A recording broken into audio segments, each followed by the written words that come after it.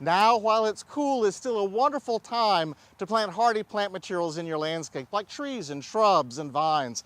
This plant I want to show you is a really unusual example of a plant that can be planted now. Now, this is Fatshedera. Now, Fatshedera is a combination or hybridization between Fatsia japonica, a really wonderful shade-loving plant for Louisiana landscapes. It's shrubby with big, dark green, star-shaped flowers that really add a bold, dramatic, and tropical look in the landscape. Now, it crossed with English ivy, a distant relative of Fatsia, but close enoughly related where they crossed with each other. English ivy, of course, is a running or climbing vine. The resulting plant is intermediate between the two parents.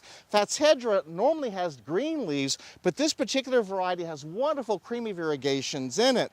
Now, this vine will not cling like English ivy does, and it's not really a climbing vine, but it will run, and it's really great to train onto a wall or a surface. Now, you can use a trellis. These are trained onto a trellis. You can put a large trellis right up against the wall and tie this plant to that trellis, or you can put nails in the wall, masonry nails in a brick wall or wood nails in a wooden fence, and tie this vine and train it. It makes a striking and beautiful feature trained to espalier against a wall like that in the landscape.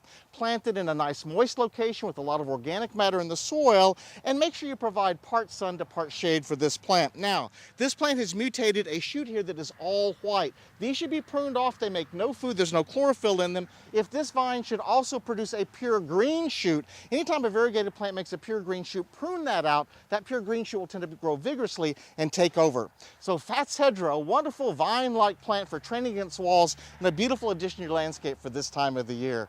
Forget it growing. I'm Dan Gill with the LSU Ag Center.